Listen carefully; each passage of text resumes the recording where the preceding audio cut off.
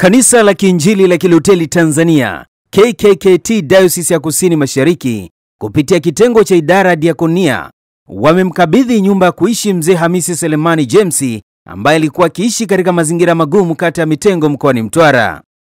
Akizungumzia tukio hilo, msaidizi wa askofu mchungaji Geoffrey Mposola amesema nyumba hiyo ni matokeo ya michango iliyokusanywa na wadau mbalimbali kupitia idara ya diakonia yenye lengo la kuwasaidia watu wanaoishi katika mazingira magumu bila kujali imani zao, huku akiwahimiza watu wote kuishi kwa upendo bila kujali dini zao. Tupo kwenye eneo hili kwa ajili ya kukabidhi nyumba mzee Hamisi ambaye kanisa la KKKT kupitia kitengo cha idara ya diakonia wamekusanya michango yao na kumjengea hiyo nyumba ambayo mnaiona, na hii nyumba nyingine ambayo alikuwa akiishi sasa amepewa nyumba mpya na kanisa kupitia idara hiyo ya diakonia.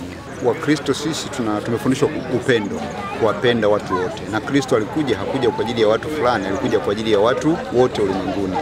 Kwa hiyo kama alikuja kwa ajili ya wote, na sisi kama kanisa tuna wajibu wa kuihudumia jamii. Kwa tupo hapa kwa ajili yao, ndio maana tumesema mtu yeyote, na tunafanya hili tendo kwa kuonyesha upendo kwa watu wote, si kwa ajili ya imani fulani, na diakonia ipo kwa ajili ya imani zote. Ushauri wangu ni kwamba tuendelee kupendana wanadamu. Tuendelee kutambua kwamba kila mtu aliye mbele yetu ni wa thamani mbele yetu na mbele za Mungu. Mungu alimfanya huyo kwa makusudi maalum, na amemleta mbele yako kwa makusudi maalum ili wewe umsaidie, umhudumie. Kama ukisema kwa sababu yeye sio wa imani yako, sio wa dini yako kumwacha, unaweza kumwacha mtu anakufa hapo kwa sababu ya dini au kwa sababu ya imani, hiyo nayo ni dhambi pia. Kwa tunapohubiri Ukristo, tunahubiri upendo wa watu wote, sio kwa ajili ya Wakristo au kwa ajili ya kikundi fulani, hapana. Tunahubiri Ukristo kwa ajili ya upendo wa watu wote. Ndio maana Kristo alikuja, anasema nalikuja ili wawe na uzima, sio watu fulani kisha wawe nao tele. Kwa hata anasema na kondoo wengine nao sio wazizi hili, imepaswa kuwaleta kundini. Sasa ni wazizi gani? Ni hao wengine ambao hamjui nani? Kristo. Kwa tukifanya matendo haya ya diakonia yanawaonyesha upendo wa Kristo ambao tumeubeba na tunauhubiri, na wao wanaamua sasa kumfuata huyo Kristo ambaye sisi tunamhubiri. Diwani wa kata hiyo Ibrahim Mohamed Mnyetuka ameushukuru uongozi wa kanisa la Kiinjili la Kilutheri Tanzania KKKT kwa kumsaidia mzee huyo, kwani katika maisha yake hakuwahi kubahatika kupata mtoto, hali iliyosababisha kuishi maisha magumu, pamoja na kwamba mzee huyo alikuwepo kipindi cha kupigania uhuru, huku akitoa wito kwa serikali na jamii kwa ujumla kuwasaidia wazee wa aina hiyo. Nizungumzie huu msaada ambao umefanyika hapa na waumini wa kanisa. Kwa kweli mimi niseme kama mheshimiwa diwani nimefarijika sana, kwa sababu sikutegemea hichi kilichofanyika. Mzee leo amestirika, mzee alikuwa na mazingira magumu, na sitaweza kuongea neno ambalo linaweza likawa na uzito kushinda hiki ambacho kimefanyika. Na nitoe tu wito kwa jamii inayotuzunguka, wapo watu ambao wana uwezo. Hebu twende tukawaangalie wazee ambao wapo kwenye mazingira kama haya. Wazee wengine wamechoka, hawana ndugu, hawana mtoto, wanapata shida juu ya hili. Kwa hiyo tunavyowastiri hivi na wao wanakuwa katika furaha. Na hii leo wamesema hii ni mchango wa watu ambao wamechanga, wamekwenda kumpa faraja yule mzee. Mheshimiwa Rais sisi anatuambia tupendane. Huu ndio upendo wa dhati. Tunapozungumzia upendo, twende tukajaliane sisi wenyewe kwa wenyewe. Kwa hiyo nitoe wito kwa wadau, kwa serikali. Basi tunapoona mtu kama huyu sehemu nyingine popote pale, basi tuna jukumu la kuweza kumpa faraja. Wazee wa aina hii wapo, wanaweza wakafika hata 10 au 15, wanaweza wakafika. Ushauri kwa serikali kwamba twende tutolee jicho kwa wazee. Na mkiangalia hii nchi, wazee ndio wamekuja kuipigania wakisaidiana na Mwalimu Nyerere. Wakati walikuwa vijana, leo wazee, na sisi pia tunaofanya haya tutakuwa wazee vile vile.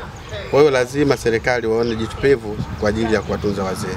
Kwa upande wake, mwalimu wa neno la Mungu Johnston Kabyemela aliyemwona mzee huyo kuwa anahitaji msaada na kusimamia ujenzi wa nyumba hiyo, amesema nyumba hiyo imegharimu kiasi cha shilingi milioni 5.6, akiondoa samani za ndani sambamba na kuliomba kanisa na serikali kujenga kituo cha kuwalelea wazee wasiokuwa na watoto. Hii nyumba kuondoa thamani zake imegharimu shilingi milioni 5.6. Nikisema thamani namaanisha vitanda, godoro, vile vitu ambavyo kimsingi vimetolewa kwa mtu ameleta kitanda amefanyaje, lakini kujenzi, kumaliza, kupaua na vitu vyote imegawa milioni 5.6.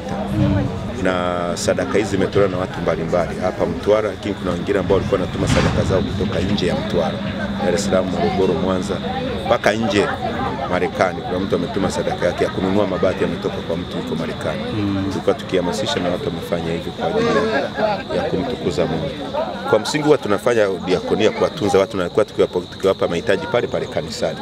Na mwaka huu ilikuwa ni zamu ya watu vikundi viwili, kituo cha Upendo watoto wenye usonji, lakini na wazee wenye mazingira magumu watu 100. Kwa hiyo tunashirikisha waumini, wao ndio wanakaa mitaani wanawajua. Kwa hiyo muumini mmoja akawa ambaye yeye alikuwa kila mara anampokelea vitu kwa sababu hawezi kutembea, akaja akanitumia picha zake WhatsApp. Nilivyoiona hiyo kitu ikanigusa na mimi nikaishare kwa watumishi wengine, ndio tukahamasika kwamba tufanye kitu kwa ajili yake. Naye mzee Hamisi Selemani James aliyekabidhiwa nyumba hiyo mbele ya dada yake Fatuma na uongozi wa serikali ya mtaa huo amelishukuru kanisa la KKKT kwa msaada huo, licha kueleza kuwa pamoja na kwamba amezaliwa na kukulia katika kata hiyo, hakuna mtu yeyote aliyewahi kumpatia zawadi kubwa namna hiyo. Jina langu Hamisi Selemani James. Ninashukuru sana kwa kupata jengo nzuri kama hili, kuondokewa na gofu lile. Tena hapa cha kumpeni mimi sina. Kipindi cha mvua bwana, mvua maji yakipiga yako masikioni. Basi kugeuza kitanda, kugeuzia hakuna. Nyumba yote imekuwa mbovu. Watoto mimi naliona nzuri sana, sababu kaka alikuwa na mazingira mabaya sana. Kaka yangu anakaa kama sikupata maisha ya kula, kaka tawala njaa. Mimi napika chakula, hata kama kirudi saa ngapi lazima akikute.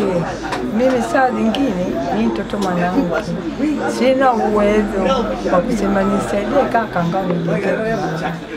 Mimi niliwasikia vile nikashukuru sana kwa sana watu kwa mimi siku za kwanza. Maisha yote nilikuwa kaka akipata kula mpaka nifanye mimi tusimame apate maisha. Nikiripoti kutoka mkoani Mtwara, mimi ni Christian Ngao, Upendo TV.